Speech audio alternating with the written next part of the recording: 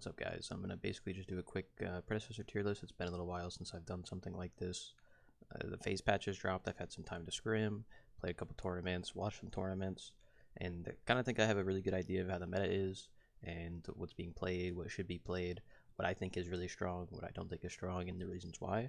And I'm going to try to go through it real quick. I don't want to make the video too long, probably like 15-20 minutes, hopefully, and I'm just going to get into it. So to start, we're going to start with Countess. I actually think Countess is not as bad as some people might make her out to be. I actually think her jungle is probably her best role right now. As a mid laner, she's probably a C tier. As a jungler, probably B tier. Her clear is not that bad in jungle. You're just a little weak on the first rotation, but so are a lot of the junglers right now. So it's not really something to worry about. I do think she's okay. Very weak early game. As soon as you get 2-3 items online, you really become kind of a menace, and you can just start one-shotting backliners. And it's really hard to deal with if the person is good at them. Crunch. I think Crunch is just kind of like Countess, but probably a little above Countess. I don't know if I'd put him on like the level of Countess. He's just kind of average, you know, A for average. He's just standard. He's Crunch. He has a lot of counter picks. You can't really top pick him. He's more of a secondary half of the draft. You pick him 4th, 5th when you need some type of frontliner. You do have to build him full tank right now. You can't really build him full damage. You go like Mutilator into full tank or Augmentation into full tank usually. It's really hard to get away with playing Crunch in the current meta, especially with a lot of the characters that are at the top, which I'll explain once I get further down there. But there's a lot of characters in the meta right now that really just kind of stomp him out and stop him from doing what he wants to do. Next up, we have Decker. Decker is really strong right now. Probably SS tier character. Should probably be nerfed a little bit. Just a lot of range CC, good laning phase, good damage. Just very potent character. Very high priority in a lot of drafts, and definitely should be played and is really strong right now.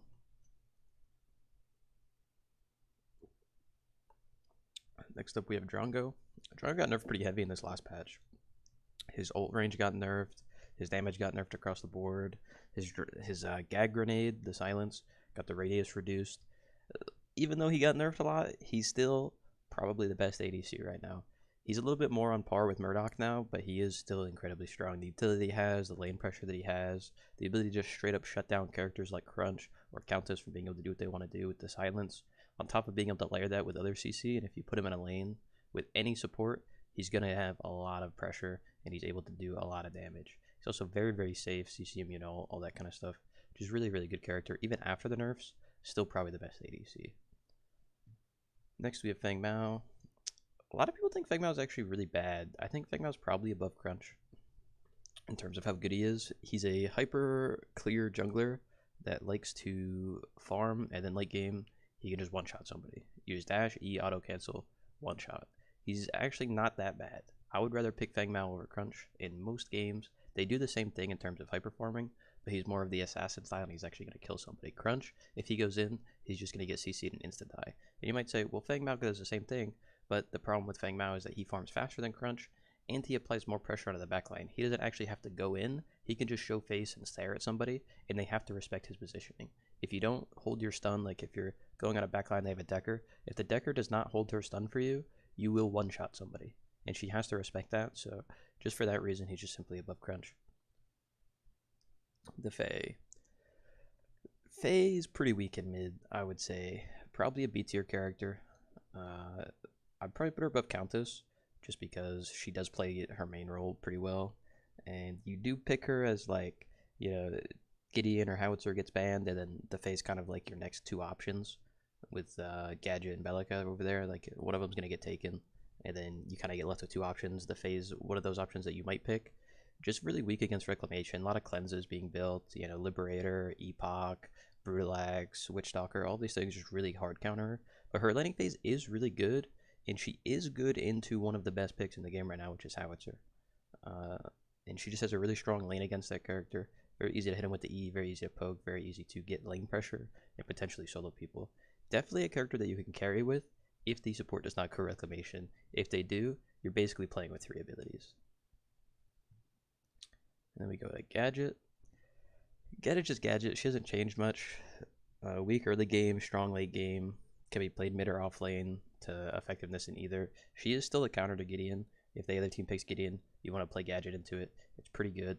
You do have a little bit of a weaker early game than something like Gideon, but you are a better scaling character, and it's very hard for him to fight you in the lane, so you kind of force him to rotate. As long as your team is playing around that and just stopping him from getting actual value, you're going to scale, you're going to get late game, and you're going to be really, really strong in team fights. Next up, we have Gideon. Probably the only SS tier mid laner. He is just incredibly mobile, debatably the best character in the game even. I would put him above Decker. I don't really know how you would nerf Gideon without just removing the character from the game, basically. His kit is just incredibly strong. Good lane pressure, good late game, good team fight, good rotational prio. Just very, very strong. Really hard to punish because he's mobile. His mobility with his dash, really good in team fights, and just really good around objective pits. And objectives are what's going to win you the game. He's really, really good right now. Definitely the best mid-mage. Definitely the best. Next we have Grux. Grux is kind of similar to Crunch in terms of how good he is. I would actually probably put Gadget up here. He's probably similar in terms of Grux. Grux is probably similar in terms of Crunch, in terms of how strong he is. The only difference that he has over Crunch is that he has a better engage. You can flash ult, and it is a really, really strong engage in a 5v5 setting where you're team fighting and all that kind of stuff. We played in the tournament this past weekend. It is really, really undervalued, and I think people kind of forgot how good Grux can actually be. Even if you're not doing damage and one-shotting people, the amount of CC that you can pump out is really, really high. And the amount of engage that you have and the potential that you have to just, hit a two-man stun or something like that is really, really strong. And with the damage reduction on ADCs this last patch, it's kind of hard to punish them a little bit. It's a little bit harder than it was. You can still build them hybrid. You go like Basilisk into, double tainted, and then you get a little bit of mitigation online. You're really hard to kill, surprisingly. Next up, we have Howitzer, the other top mid laner. I would probably put him a little bit above Drongo. I don't think he's the best mid laner. I think Gideon's a little better, especially since Gideon directly counters Howitzer. However, the thing with Howitzer is that he gets a lot of lane pressure, and he's a potential to solo carry games. If you're trying to pick a character that you can 1v5 with, Howitzer's your pick. But in a team setting, Howitzer falls off a little bit. He is still really good, just a little bit off. He does get banned a fair bit, but that's because the reason you ban it is so that you can try to get a prio mid. In competitive play, at least, you ban Gideon, you ban Howitzer, and then you pick Belica, and then it kind of forces the other team to play a lower pressure mid laner like Gadget, and then you just get a lot of pressure in the lane and you get a lot of prio, so you can set up like invades and things like that. So that's the reason Howitzer gets prioed so heavily in some competitive play, but I really don't think he is the best mid laner at the moment. I think he's second best and pretty well deserved second. Next up we have Kaliri. Kind of surprised people don't play more Kaliri. I think she is actually pretty good, somewhere along the lines of like A tier. The only reason I put her so high in A tier of characters like Feng Mao, she does have a weak early game. She has good gank potential, good late game potential, good potential to just carry the game if you get roll with cup kills. But the main reason I actually have her in A tier is because you can play her into mages off lane. So if you play against like a Gadget in the off lane, you can actually play Kaliri into it and really destroy her in the lane and make it really hard for her to play the game, which kind of shuts down the entire strategy of playing things like Gadget off lane. Just really, really strong character and can be really, really strong in the right hands. Kind of a harder character to play, which is why I think most people would kind of have her down here in C tier. But if you have a good player on her and they know how to play her correctly, they can definitely get a lot of value on this character. Chimera. Probably our first C tier character. He is not good. You're one-dimensional, you have slow clear, you have to build tank, you have one engage, you have one CC, just a very weak kit in general. You don't heal enough, you don't do enough damage, you're not tanky enough. You just do everything worse than the other bruisers in the game, like a Crunch or Grux building, a hybrid build, tank build. And it's just unfortunate that that's the way it is. Tainted Guard is also really, really strong right now, and everybody's kind of building it in terms of frontline. So it makes it really hard to play Chimera and not get anti-healed, as well as not taking just extra damage from that. You also kind of, like, Phoenix is kind of your best active. Ice Scorn Claws also got nerfed, his other, like, really good active. So you're kind of forced into, like, a Razorback, or you just get Phoenix anyways. And you don't really need Brulax because you already have a Cleanser kit. He's just very, very mid-tier and just kind of you don't really pick Kai. You pick Kai if all the other junglers are gone and you don't really have anything else to pick. Next up, we have Belica. Belica is an S tier character. This character is really, really strong. Probably the second best support and third best mid laner uncontested. Incredibly strong kit, very good lane pressure, very good in duo lane, very good in mid. I've even seen her played off lane a few times, but to like medium success. But she's just incredibly strong. The drone is really strong, the ult is really strong. You have CC for your team, really good level 1, really good level 18, good around objectives. You can just one-shot people. Makes it really hard for assassins to play the game, like Feng Mao. Feng Mao goes in and you just knock him up, he's dead. Guaranteed. You're just a really, really strong character. The only problem with Belica is that you're a little bit easy to gank if the enemy jungler is sitting in your lane. So that's the only thing you really have to watch out for early game. As far as late game, you can just dumpster people, you just full kit them and they just die. You can go Epoch, you can go Obelisk, you can go Soul Bearer if you want to. You're just really, really strong. Very high burst damage, very, very strong character. Can single-handedly carry the game if you're hitting all your knockups and things like that. And then we have Murdoch, probably the second best ADC. I don't even say probably, he is the second best ADC right now. Global pressure, good damage, some of the highest scaling auto attacks in the game. Really, really good kit, can kite people around, sort of ability with Stimpack, knockback. You can root people, you can set up, ganks. Really hard to play around, decent in lane. You can't get frozen because you have the extended range on your passive. In late game, your passive is up on every other auto basically, which just gives you free pen on tanks. And we're kind of in a little bit of a tank meta right now, as you'll see when we get further down this draft. But very, very strong ADC. Kind of does everything really well like Drongo, just a little bit less safe than Drongo since he doesn't have any CC immunity and he doesn't have the silence. Silence is a little bit better than what what Murdoch has at the moment. But Murdoch, very, very good. Can easily get fed, especially if you expect to not have lane pressure. You can pick up Murdoch, still get fed by ulting people across the map, as well as keeping yourself from being frozen. Very, very good right now. Muriel. People are going to kind of dislike this, but I think Muriel is one of the weaker characters in the game right now. She is not weak in terms of she doesn't do anything, but you have a kind of a mediocre laning phase. You don't have CC, so if I see a Muriel on the other team, I'm going to pick something that requires them to go Silentium. And that means you can't go Reclamation, and you just kind of get screwed.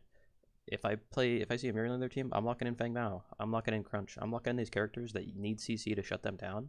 The other problem with playing Muriel is that she's not a frontliner, so you're not going to have like a Richter, right? Richter might be a little bit weak in lane, Narbash a little bit weaker in lane than her, but as soon as you move out of the laning phase, these characters are going to destroy her. All you do is provide shields, you don't really have any CC to lock people down, and it's just, if the other team has stuff that needs to be locked down, you're going to have a tough time. Narbash. Actually a criminally underrated character in my opinion. I don't know why people stop playing Narbash. Narbash is really, really good. He just has easy setup, easy CC, true silver, plus sanctification. Makes it so you guaranteed to get your ult off. Your healing is nuts. He did get nerfed a couple patches ago, and people just kind of stopped playing him.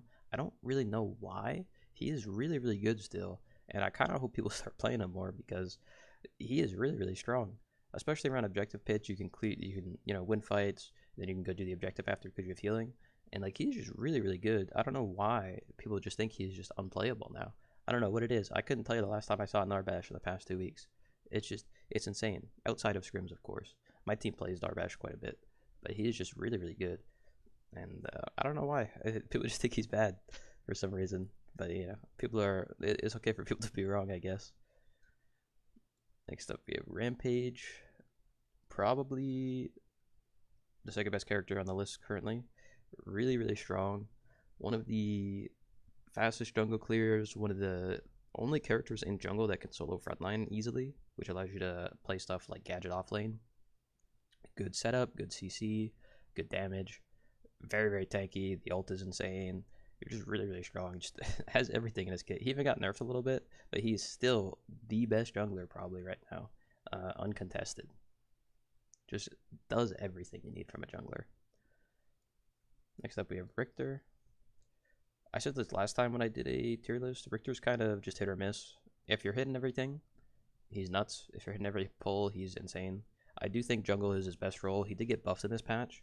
I thought he was already the second best jungler last patch, but they buffed his jungle clear even further on this patch, and I think he is just insane on this current patch. His jungle is really, really nuts, especially if you pair it with something like a Howitzer or a Bellica in mid lane. You can easily get free picks over there. You know, he pairs super well if you want to pick like a Narbash support. You know, you get the free thunk into the hook, things like that. Or if you put him, he's also a flex. You can play him support or off lane. He's a little bit weaker in those roles, but still playable in both. Probably support being his second best role, and he's just good. Always got to be careful of the hooks. Again, it is just a skill character. It's a skill check. If you can hit the hook, he's nuts. If you can't hit the hook, don't play him. It's really that simple with Richter. He's a really, really strong character. Very decent jungle clear now. Very surprised by how much just 20% does. If he didn't get buffed, he'd probably be somewhere around here. Because he got buffed, he's definitely in this S tier. And I don't know if he needs to be nerfed, but he's really, really strong. And I don't think he's necessarily underrated. I think people just kind of don't realize how strong he is yet. I don't think they think he's bad. I think they just need to play him a little bit more to get used to how good he is. Next up, we have the big boy, Seth Rog. Probably the best character in the game right now. It's hard to not play Seth Rog if he's up. You kind of get forced into playing it. He is really, really strong. Just an absolute menace in lane. He does lose a little bit to stuff like Gadget. You know, he loses a little bit of the early game. You can kind of punish him a little bit. But at the end of the day, he's Seth Rog. He's going to get to his stacks. He's going to get to late game, and he's going to be absolutely unkillable. He's going to destroy people with Razorback. He can one-shot, you know, people sometimes. Like, the ult is incredible. The mobility that he has with the dash. The ranged route to set up things like Richter Hook or, you know, Rampage Rock. Just really, really strong character. Absolutely insane in the lane. Insane out of the lane, insane in team fights, insane on rotation, just insane character. It does require you to know how to stack and actually be able to stack correctly, but if you give somebody that knows how to play Seth Rog correctly the ability to stack, they will win the game. They will single-handedly win their team the game by just being absolutely incredibly strong. Definitely, I don't even know how you would really nerf the character because it's such a skill check character. I think if you nerf him, he becomes unplayable for the casual player base, but if you don't touch him, he's just going to continue to dominate the competitive play and just be the top solo laner hands down. It's just uncontested, the best tank in the game, does everything you need. Sparrow. Probably the second worst character in the game here. Very weak laning phase. Have to go Eviscerator so you don't get Liberator, which just means you die to almost half of the picks up here at the top. You know, you get Decker stunned, you're dead. You get Richter hooked, you're dead. Rampage rocked, you're dead. If you don't go Eviscerator, you don't do damage. So it's like pick your poison. You either do no damage or you get CC'd and die. Those are basically your options on Sparrow. I'd say she's a little bit better than Chimera just because she does have uses where if you do build a comp around her and you build, you know, a Protect the President type composition where you pick like a Muriel maybe, you know, you get some Richter jungle so you have the CC elsewhere or something like that and you just give her a Protect the President comp, she could definitely be played, but very, very difficult to play that character. And she's a very high skill kept character. You have to learn how to play her, position well. If you're not positioning well, you're going to get punished. But yeah, probably the second worst character in the game right now, in my opinion. Steel. Steel is just middle of the pack. I don't think Steel's great. I don't think he's bad. I think he's just Steel. You're going to do Steel things. You're going to CC people, but you're never going to do anything else. You have a very weak laning phase in solo. Your jungle clear is not fast enough. The only reason you really play Steel right now is if, you know, Seth Rog or Rampage and Richter are all taken and you need kind of a body. You might pick Steel over something like a Grux because you want a true tank. I'd probably put him up here, actually. I'd probably put him somewhere around here just because there is not a lot of tanky characters in the game. And if you do need a tank because, let's say, Seth Rog, Rampage get banned and the other team takes Richter, you're going to have to pick a Steel. You want a front line. You want some tankiness. You want to be able to CC people, and that's what Steel does. He tanks, he CCs people, but he doesn't kill anybody. He's not the same kind of threat that like a Richter is or a Seth Rog is. He's not gonna solo somebody in the backline or, you know, put somebody at a position to the point where he can just kill them himself. But he is okay. He's just a CC bot basically. Revenant, probably the most balanced ADC, I would say. You don't really play Revenant to play Revenant. You kind of just pick Revenant because the other two picks are gone. But then again, nobody's really banning Murdoch or Drongo. He could definitely snowball. He's still an ADC. He got nerfed a little bit in the late game because they nerfed some of the ADC items that he would build, such as Terminus and stuff like that. But for the most part, he's alright. He's not crazy. The nerf to Terminus actually hurts him quite a bit when you don't get the shield off takedowns. Because previously you could you could just flash into the backline, ult somebody, kill them, and then by the time you come out of your ult, you're gonna have the shield, even if you took some damage because you got the shield on takedowns. You no longer get that, which is actually a bigger nerf than you might think on a character like Revenant. So he's just middle of the pack. He's probably the most like average character in the game right now. Not to say that he's bad at all. He's definitely very good and can be good if you could play him well, but he's just very very balanced is probably the best way to put it. Shimmy is surprisingly strong. I don't think people know how good Shimmy is, but in the right hand, Shimmy can be very good, especially into some of these other picks, like these alternative offlane picks. She's pretty decent into Seth Rog, but when Seth Rog's off the table and people are forced to play like Grux offlane or Steel offlane or Crunch, and they're not playing these like mage characters, Shimmy is really good into characters like Crunch or Grux, as long as you play the lane correctly. If you don't int in the lane early game, and you can actually get to, you know, your first item spike, you get to Megacosm, something like that, just keep poking with your Q, you can absolutely destroy that lane and just start invading jungle over and over again, and it's almost impossible to punish. You're also pretty decent in the late game. If you get to that point in the game, you can just one-shot somebody. You flash with your E active, you throw your Q, you dash through them, you get 4 or 5 stacks on them. She did get buffed in the last patch. You get an extra stack off your passive auto now for your passive, for your ultimate, not your passive. From your passive, gives you a stack on your ultimate, which actually gives you an extra like 200 damage in the late game on people, and it can really make a difference when you're trying to one-shot somebody. Definitely a decent character, very underrated. I think probably the most underrated character on this list. Maybe along with Kaliri, just very, very underrated character. I don't know why people don't play Shimmy, but she is really good, especially in the off lane. Her mid lane is like a little more like low tier. It's probably around like the Fae tier. It's a little bit more in the B tier, but her off lane is really, really good. I definitely recommend people playing her more in the off lane. Kira's just somewhere around Rev. They're very similar. I'd say she's probably a little bit above Rev, probably somewhere in this tier, just a little bit above Feng Mao. You don't really play Kira to play Kira. You play Kira because you want to play Kira. Again, none of Murdoch or Drongo is getting banned, but I don't think she needs a nerf. I don't think she needs a buff. She's just solid. You know, she's an ADC. She's a little safer than like Revenant or Sparrow, but she does a little bit less damage than something like Revenant or Sparrow. But she's also the ability to kill people in the lane if you get like a Narbash thunk or a Decker stun into a couple Kira autos into the queue. She would be really strong. But late game, you just die with Razorback. You can't ult in team fights, or Razorback just kills you. You're just an ADC. You die to Tainted Guard. Some of your items got nerfed. You want to build crit. Terminus got nerfed. A couple of the ADC items got nerfed, and it just kind of hurts her a little bit. She's definitely good and still playable, but she's not top tier or really gone after, I guess, in draft. Like, she's not really a priority pick. You just kind of pick her if you're picking your ADC last, and you're like, I don't really care what their ADC picks, and then you're gonna play Kira because you're just like, I'll play Kira into that, and it's fine. Phase is an interesting one. I think people think Phase is D tier. I think people think Phase is really bad.